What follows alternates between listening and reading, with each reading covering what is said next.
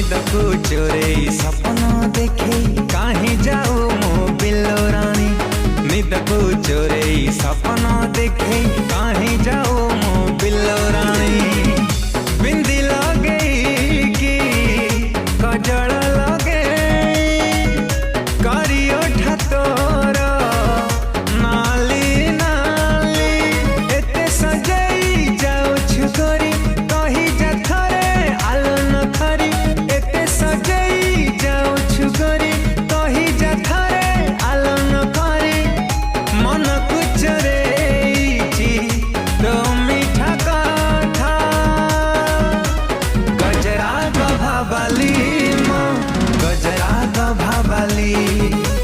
गजरा गभाबाली मो गजरा गभाबाली। गजरा गभाबाली मो गजरा गभाबाली।